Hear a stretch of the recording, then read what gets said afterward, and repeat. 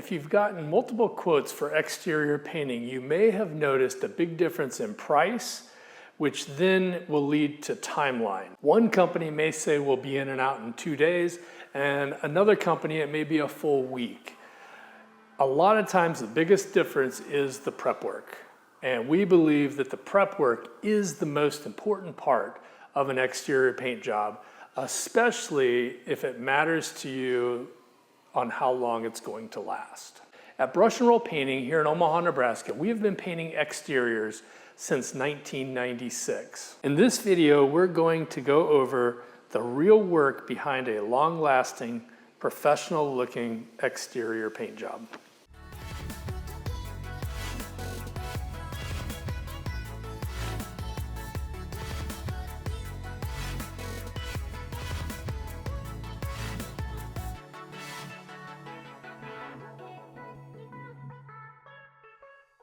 The first step is power washing.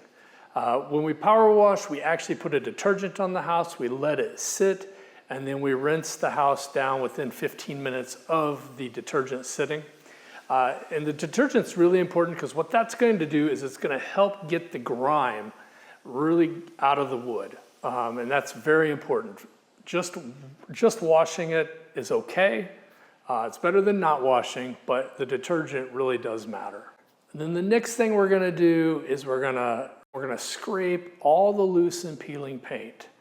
And then after we scrape the loose and peeling paint, we're gonna do a really good feather sand on those areas.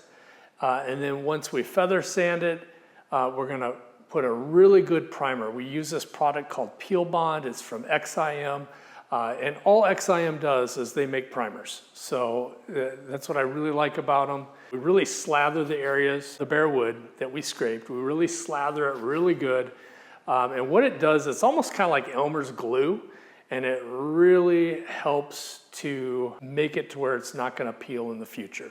So when you have an area that's peeling, water can tend to get behind that area and pop it again, and so it'll peel in the future. So that's what this Peel Bond and the feather sand do. After we've done all the scraping, the sanding, and the priming, the next very important step, and probably the biggest step, and the one that I see missed all the time, it's the caulking. We're gonna caulk all the joints. Any sunken in nail holes, we're gonna caulk really good. Any corner boards that have joints where there's gaps, we're gonna caulk it. Anywhere where the siding's butted up against each other and you see a gap, we're gonna caulk all of those areas. We wanna make sure that we really seal the house up, make it really tight to where no water can penetrate and then rot the siding. And then the next step is right before we paint, we're gonna start masking off windows. Just masking off all the areas that we're not going to paint, so just protect them all. As far as the protection goes, we'll make sure we also protect any bushes, plants. We make sure to cover them in plastic. We won't let the plastic sit on them all day. We're very strategic on it because we don't want to kill any grass or any plants. But we will make sure all the vegetation is covered, fences, decks, patios. We're gonna make sure to cover all of those things. And then after that, we're gonna paint. And with that, we typically spray all of our outsides. All the siding gets sprayed, but all the trim typically gets hand brushed. And of course, that is all left up to the tech. A lot of people think that if you spray, it doesn't go on heavy, but it's actually the opposite. When you brush and roll, you really can only get the paint on at 3, max 4 mils thick.